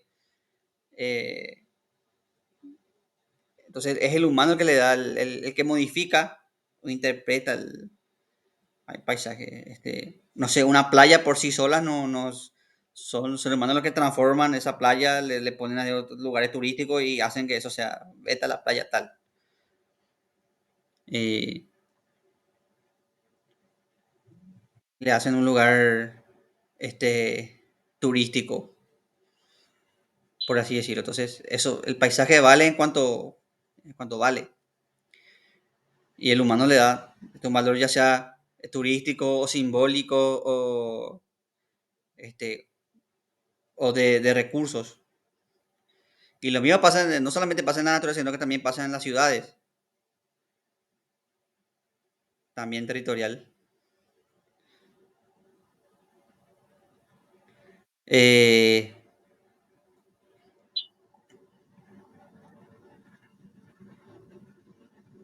los humanos también transforman obviamente el territorio a través de, por ejemplo, la agricultura, la urbanización. eh, los humanos hacemos puentes, represas, como hablamos del caso de Itaipú, y eso transforma el espacio. Y no solamente transforma el espacio, sino como bien dijimos el ejemplo de Itaipú, Itaipú no solamente transformó el espacio, sino que transformó la cultura, la urbanización, todo cambió con Itaipú, como dijo el compañero, expresó de una muy buena forma, todo cambió con Itaipú. Eh, pues también están los puentes, por ejemplo, el puente de la Amistad, que es un referente acá, las represas, las mismas ciudades se van transformando de acuerdo hasta a las necesidades. Eh, nosotros vimos en la clase pasada el mapa de Asunción y viste, no era ni de lejos cómo está actualmente la ciudad. Se expandió, se regularizaron las calles. Este, ahora, por ejemplo, hace falta una transformación del transporte público, por ejemplo, que eh, no, ya no está cumpliendo con las necesidades propias características de la expansión de la urbe. Entonces tenemos que ir construyendo y transformando nuestro territorio. La agricultura también transforma no solamente el territorio también, sino que cambia también la sociedad. Este, eh, nosotros, por ejemplo, nuestra economía todavía gira mucho en torno a la agricultura. Sube la carne y básicamente sube todo. Nuestro país depende de la exportación, gran parte de la exportación de carne, aunque la soja le está, si no igualando, superando el tema de la soja. Eh, Y esto condiciona los sistemas de organización social. O sea, la sociedad se organiza en torno a la ciudad, a los recursos. Eh, ahora, por ejemplo, eh, está de moda, por ejemplo, los famosos barrios cerrados, que son formas de organización social también, que tienen su discusión, porque implica un aislamiento, implica una clasificación de la ciudad. O sea, los chetos tienen su propio barrio, su propio espacio, donde excluyen a otros sectores de la sociedad. Es también discutible eso. Eh, sí, es toda una discusión de la transformación y el uso del espacio urbano. También está el significado simbólico. Muchos lugares tienen este significado territorial simbólico, son sitios sagrados. Este, uno puede entender, por ejemplo, podés entender el conflicto palestino-israelí desde un punto de vista económico, político, los recursos naturales, la importancia geopolítica en la región que tiene Israel. Pero eso sería, o sea, de un análisis marxista sería las causas del conflicto en Medio Oriente, pero también no puede entender del todo el conflicto en Medio Oriente sin entender el valor simbólico que tiene ese territorio, el valor religioso. Ese territorio es básicamente el origen de tres de las cuatro grandes religiones del mundo, de las cuatro religiones más grandes del mundo. Es el lugar de crucifixión y resurrección de Cristo. Es el, el- pues, la ciudad del pueblo elegido de Dios. O sea, Dios le dio ese territorio a los israelitas según el Antiguo Testamento. Y es el lugar del profeta Mahoma.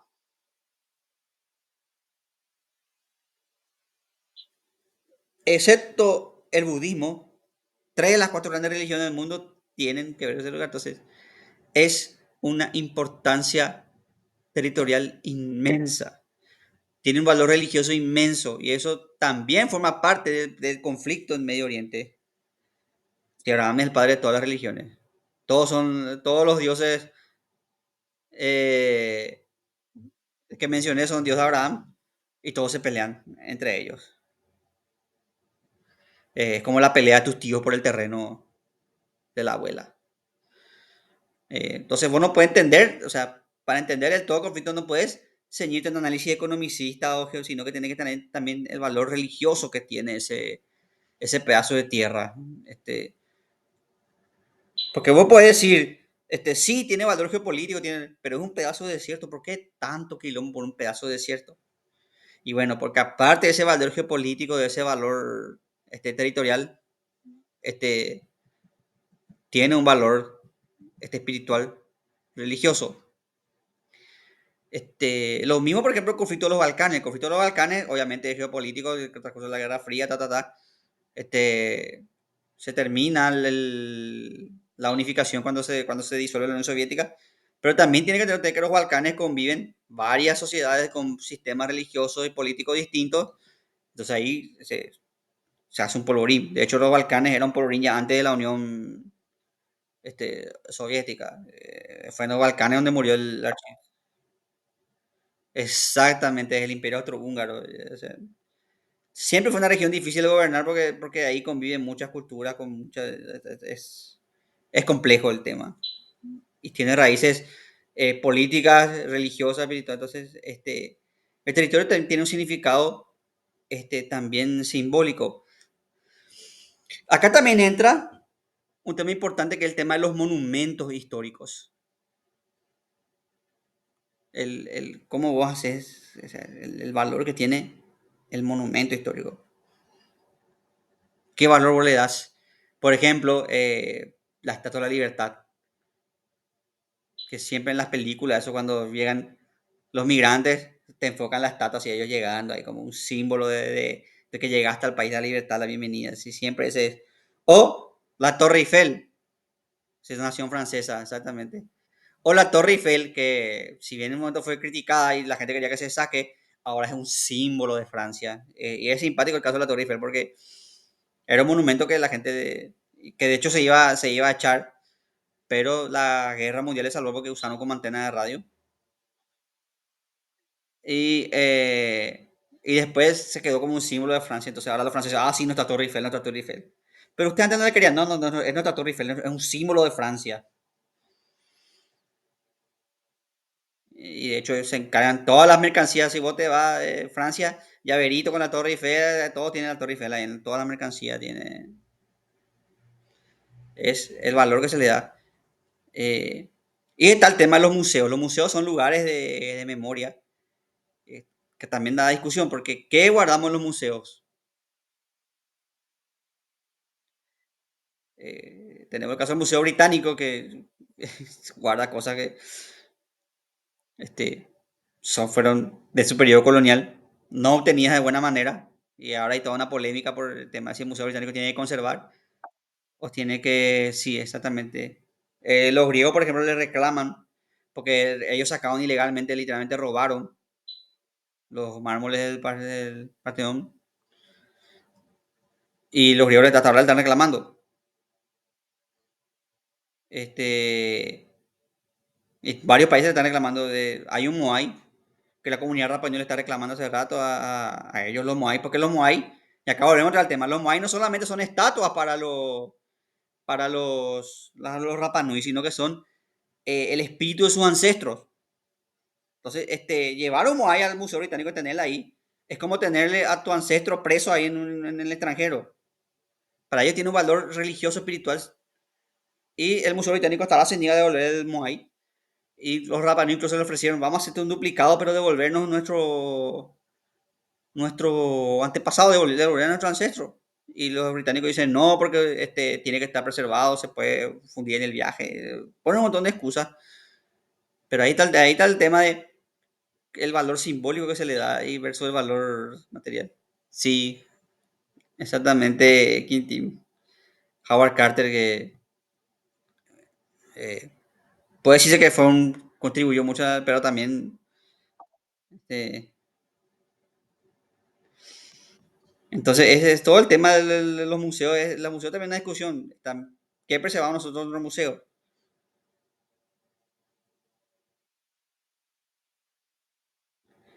Da para toda una discusión. Quintín,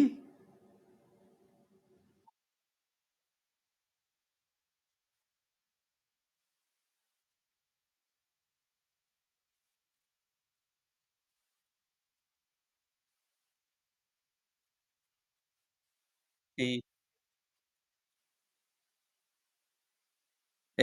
Doctor Francia que no tiene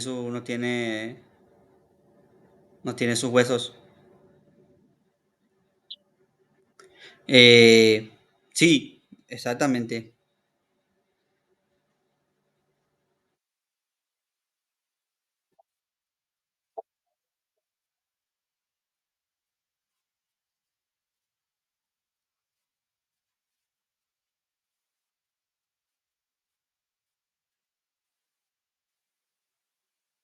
Sí, y que tiene una función política, exaltar el Estado, la exaltación del Estado-nación.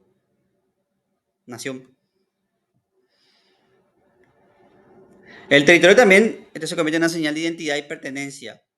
Es un ancla para la cultura, una conexión emocional del ser con su tierra y la experiencia vivida. Nosotros, por ejemplo, tenemos un montón de músicas que hablan del añoro al terruño.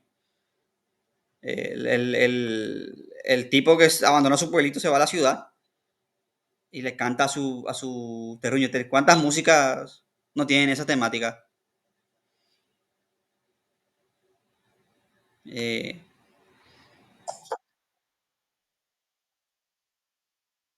sí,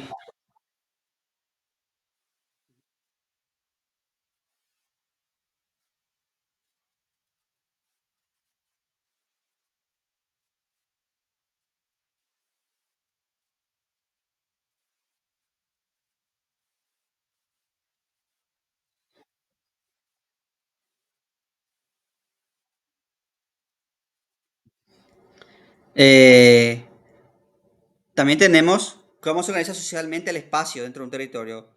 Esto incluye la distribución de la vivienda, la formación de pueblos y ciudades, como vimos, por ejemplo, este, vimos, por ejemplo, cómo se originan los pueblos en función de las carreteras, cómo se distribuyen las viviendas en las ciudades. Eh, acá, por ejemplo, tiene que ver mucho que ver con el desarrollo, muchos pueblitos tienen que ver en función del desarrollo este, eh, agrícola, también con la expansión es como vimos el tema de Itaipú y los que hizo que se expandan las ciudades, se fundó esa zona, este, y los pueblos y villas que iban en torno a la metrópoli que siempre existen. eh, También un fenómeno que vino con la migración del campo hacia la ciudad son las villas miserias, por ejemplo. Quintín.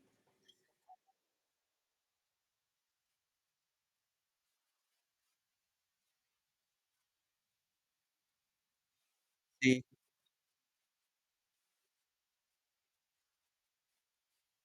sí, exactamente.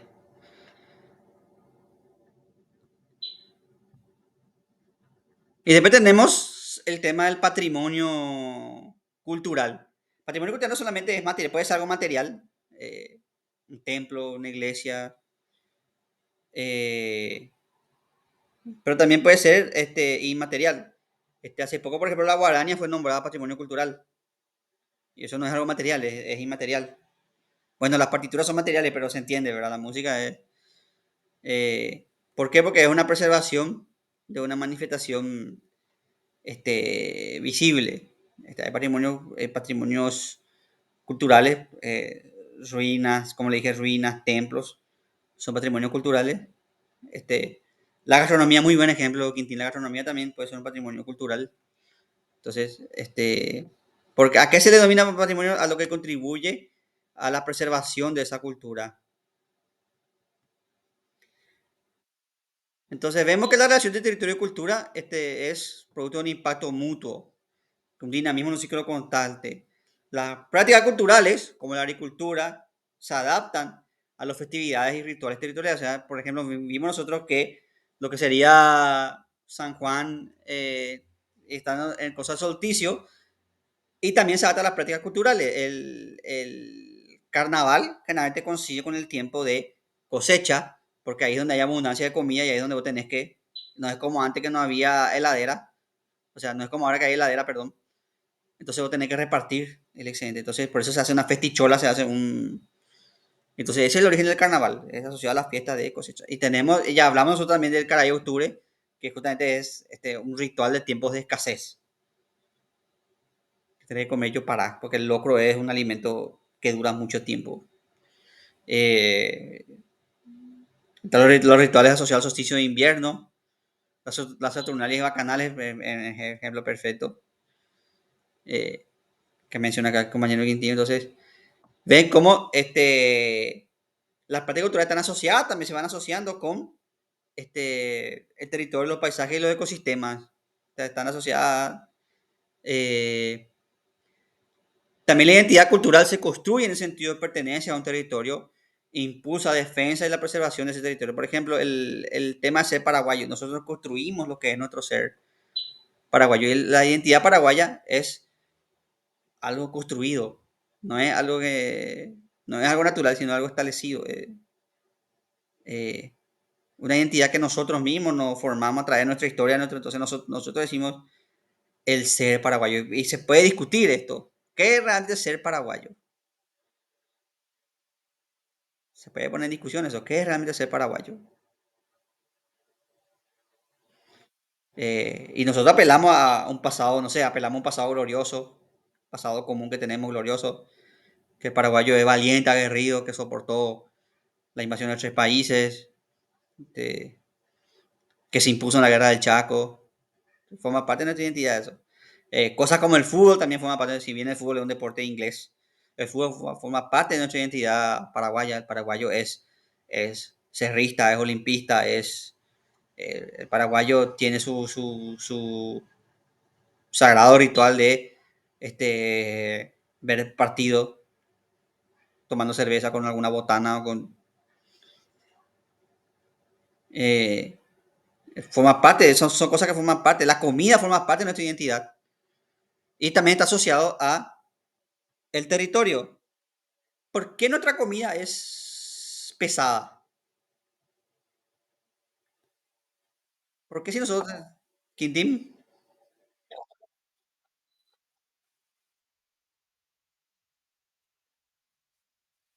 ¿sabes?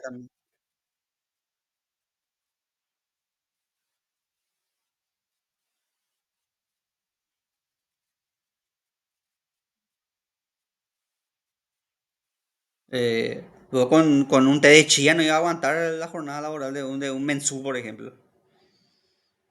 Tiene que ser alimento pesado, tiene que ser potente. Por eso en San Juan eso engordamos porque es sopa paraguaya.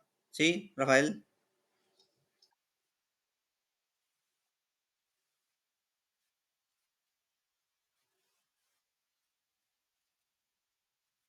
Sí,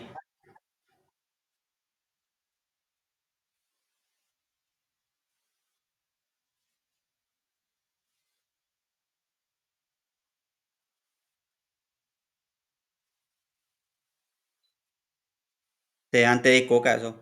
Y la comida brasileña, esa feijoada, era comida de esclavo, era lo que sobraba del azabacho ponían y ellos le mezclaban con poroto y arroz, que era lo que conseguían, era alimento de esclavo, y ahora es comida así típica, así, porque tiene que aguantar, por eso la comida es bomba, ¿entendés?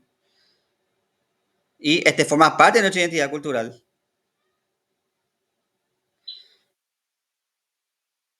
Después también tenemos los conflictos territoriales que a menudo tienen raíces culturales profundas. Hablamos del caso del Medio Oriente, que tiene un conflicto que tiene, aparte de lo económico, eso tiene también raíces culturales profundas. Este, eh, y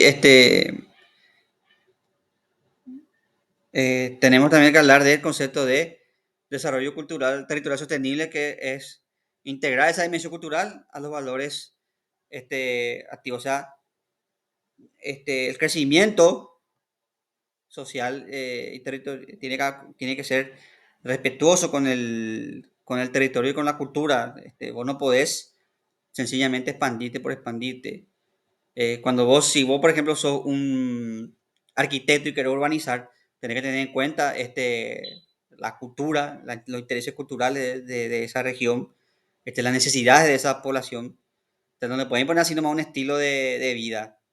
No le puedes decir, por eso muchas veces fracasan estos proyectos de, bueno, ahora vamos a enviarla a toda esta gente que vive acá vamos a enviarla a un barrio acá residencial y que tenga su casa, fracasa porque no tienen en cuenta esas idiosincrasias del Quintín.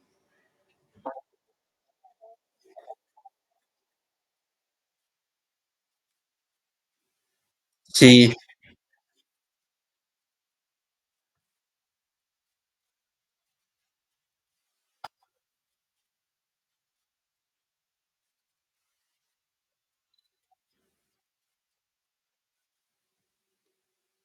exactamente. Eh, Ahora vamos a hablar de la globalización. Nosotros ahora vivimos en lo que se llama una aldea global, eh, donde nos ya dejamos ese lado y supuestamente vivimos en una recesión con todo el globo. Ahora lo que pasa en Asia repercute directamente acá. Eh, Esto acaba un proceso que se llama desteritorización, donde dejamos de ser parte y somos parte de lo que se llama una aldea global. Y esto, con todo su progreso y con todo, porque muchos se cuestionan también, porque eso implica una pérdida de la este, identidad nacional, identidad en todo sentido, se pierde eh, eh, se pierde esa autonomía local en pos de una aldea global. Eh, entonces, por ejemplo, ahora vemos que la cultura se es una cultura global. Vos podés estar desayunando eh, waffles, te vas a almorzar sushi, ves anime, este, ves animación japonesa, que es el anime, telenovelas mexicanas. Y eso por un lado está bien porque te integras al resto del mundo y sos parte del proceso global. Pero por otro lado, para muchos se cuestiona porque no es una integración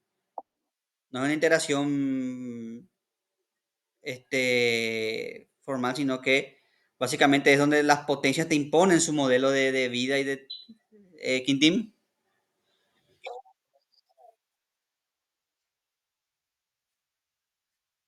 Ahí está.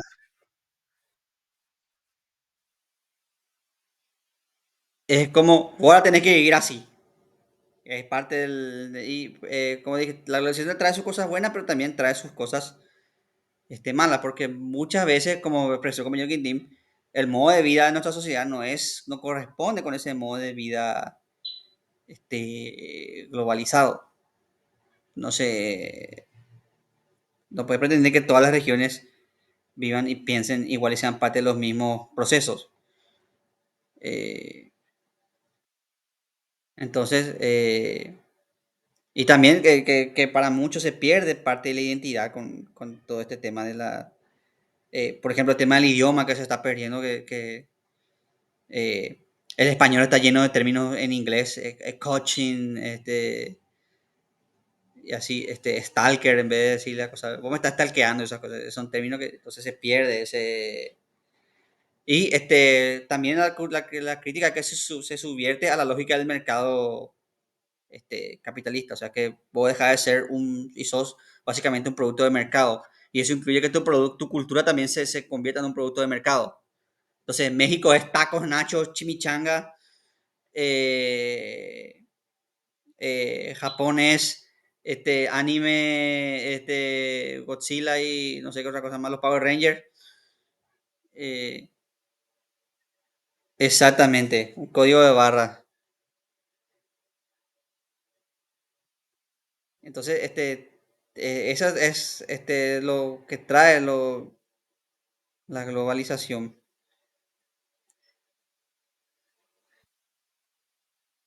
Eh, la cultura del tiempo también, se vivimos con el ejemplo de la puntualidad. La cultura del tiempo están relacionados, o sea, las culturas perciben el tiempo de manera muy diversas. Ya vimos con el ejemplo de la hora campaña y el ejemplo de la puntualidad, que para el japonés las 7 y acá vos le llega a las 7:15, 7:20 y el japonés se enoja. Y acá vos tenés que decir las 7 para que los perros vengan a las 8. Si querés que vengan a las 7, tenés que decir las 6. No tenemos esa noción de puntualidad. En parte por nuestro modo de vida. Nosotros tuvimos como hablamos, el tema del horario de campaña de Navidad, donde no teníamos una sociedad industrializada y no teníamos esa noción tan precisa del tiempo. Siempre Paraguayo fue trabajador. No, esa impuntualidad no quiere decir que Paraguayo sea un vago, si el Paraguayo siempre fue trabajador. Pero no regular el tiempo de la misma forma que por ejemplo, un japonés, que ellos sí ya tienen el tiempo de su empresa y que tiene que llegar a tiempo.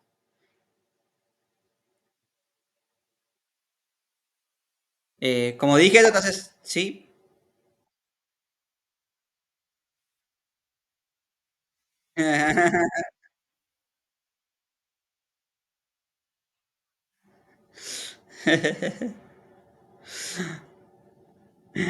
Sí, en serio sí. El concepto de Yulune también la japonesa la loco. Es Yulune.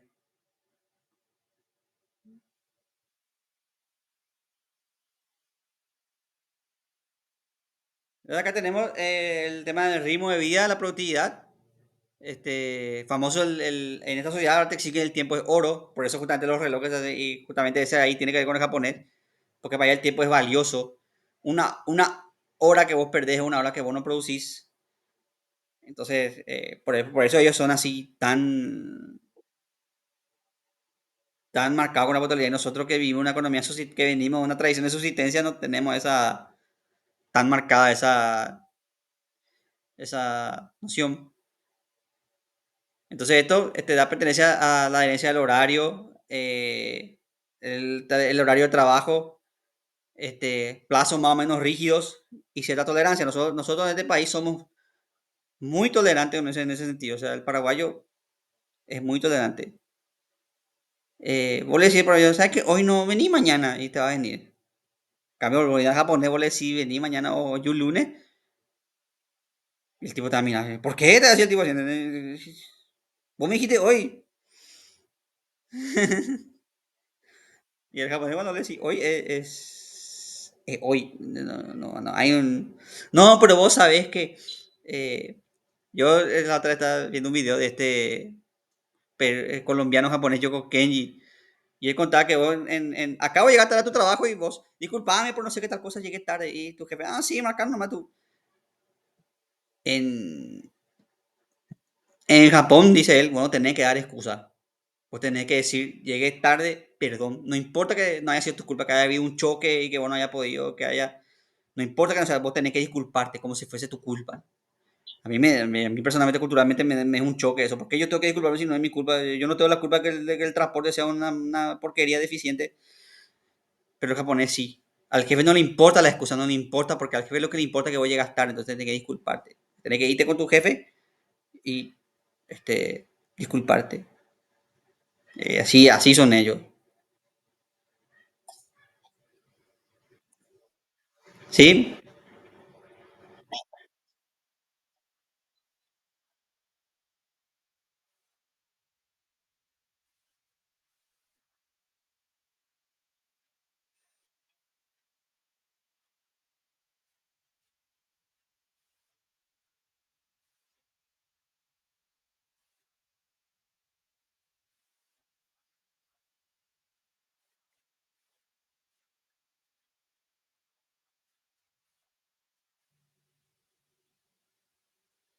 Sí. Y ahí está otro tipo de vida que es otra forma de mediar también la cultura.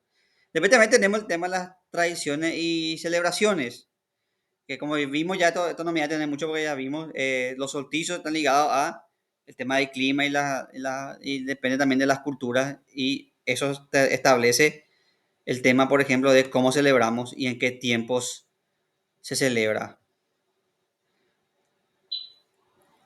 Después también tenemos cómo vemos el pasado. Algunas culturas valoran más la tradición. Por ejemplo, los orientales, no solamente los japoneses, sino los orientales en general, son muy de sus tradiciones, son muy de así se hizo siempre y tenemos que respetar lo de nuestro pasado. En cambio, otras culturas, como por ejemplo los estadounidenses, son más pragmáticos. Si funciona así, entonces son más tendientes. Eso no quiere decir que los asiáticos no innoven. De hecho, tenemos el ejemplo de Japón, que es un país bastante que innova bastante, pero mantiene esa tradición del pasado. O sea, el japonés, el modo de vida japonés no se negocia, ellos son así. Y lo mismo en China. China es potencia ahora en tecnológica económica, pero el modo de vida chino no se negocia. Los chinos viven así miles de años y van a seguir viviendo así miles de años. No le importa que su escritura, por ejemplo, sea más compleja que la escritura que nosotros tenemos, que nosotros ellos van a decir, ¿por qué? Porque funcionó miles de años así y va a seguir funcionando miles de años más así. Entonces, sí, hay culturas que le dan mucho valor al pasado y otras culturas que son más pragmáticas y que este, eh, se adaptan más a las necesidades del presente. Y acá ya hablamos de la puntualidad, que es un contexto social, que ya hablamos de esto. Eh, y con el tema del horario, que muchas civilizaciones son más estrictas con el horario que otras. Y eso ya vimos que es por la lógica de la productividad la que están. Y acá tenemos el tema de la narrativa histórica. ¿Cómo narramos nuestra historia? Y esto está ligado a nuestro concepto del tiempo histórico. Algunas culturas, por ejemplo, la alemana o eh, hacen alusión a un pasado glorioso.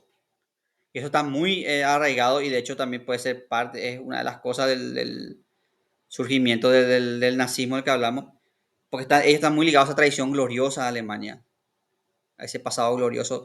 Lo mismo Italia con Roma. Italia siempre pega al pasado romano. Los mexicanos también con los mexicas. Voy a escuchar de repente, éramos hijos de dioses y se apela a ese pasado glorioso. Y los españoles también. Nosotros fuimos la nación más poderosa. Nosotros iniciamos la globalización, dicen los españoles, con la conquista. Entonces se apela a un pasado glorioso. Nosotros también, aunque en menor medida, apelamos a ese pasado glorioso de nuestros héroes, del vencer o morir. Apelamos también a ese pasado glorioso nosotros, como paraguayos.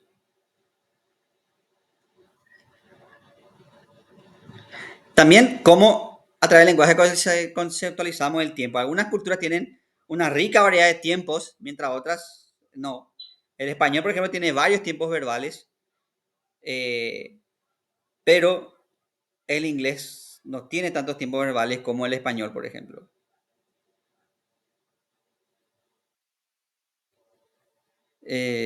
Son más. eh, y también en expresiones, expresiones de temporalidad que no manejan. Ya que mencionó el compañero Guindín, ¿cómo a un extranjero le explicas la jata de Yu, por ejemplo? Me voy a venir. ¿Cómo le explicas eso a un extranjero? El extranjero se queda mirando. ¿Qué te dice? O algunos paraguayos cuando hablamos mal, el luego después, decimos. El paraguayo habla en tiempos verbales distintos. Te dije luego. Y el extranjero se queda mirando así.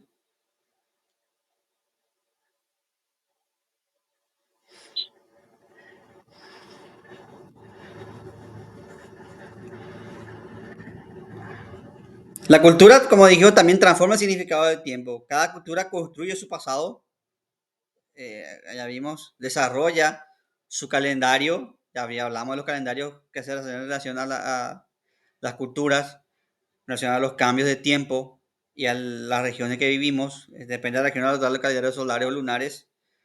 También los pasos de rito y ciclos vitales. Y acá estamos en contexto. Tenemos rituales nosotros de paso de edad. Por ejemplo, los 15 años. Cuando la nena cumple 15 años, se le hace una fiesta. Y eso quiere decir que ella es mujer. La tradición así. Bueno, la tradición de los 15 años. O del debut de sociedad que tienen las mujeres de clase alta, el debut de sociedad. Y este rito se diferencia en las culturas. Por eso que nosotros tenemos hasta ahora problemas. Porque para, para los nativos, nuestros nativos, un hombre a los 12 años aprendía a cazar. En cambio, una mujer, cuando tenía su primer periodo, ya era mujer. Entonces, para el indio no había problema en que vos te metas con una nena de 12 porque ya tiene su periodo, ya es mujer. No hay esa distinción que nosotros tenemos y eso crea un problema de cómo concebimos el paso a la adultez. Obviamente, los indios, como todos tienen que se dice la ley de la República, no pueden. Y hace poco tuvimos el caso de una nena que lastimosamente murió en el acto de parto de una niña que fue abusada y se embarazó y murió esta semana nomás fue eso, que murió una pobre nena. Entonces, eh, así. El término adolescencia, por ejemplo, el término adolescencia no existía hasta la Segunda Guerra Mundial, hasta después de la Segunda Guerra Mundial. Antes vos pasabas de niño a adulto, o sea, vos a los 13, 14 años, tu papá te decía, bueno, ponete tu saco, vos te cambiaste, tu ropa de marinerito cambiada por el saco y el sombrero y te ibas a trabajar en la fábrica de carbón. Trabajabas en lo que trabajaba tu papá. Si tu papá era herrero, trabajaba. Entonces, después de la Segunda Guerra Mundial surge el concepto de adolescencia. En parte en base a los estudios psicológicos de gente como Piaget y esas cosas. Pero ese concepto no existía. Y eso ustedes como cuando leen historia tienen que saber. Un nene a los 12 años ya era adulto.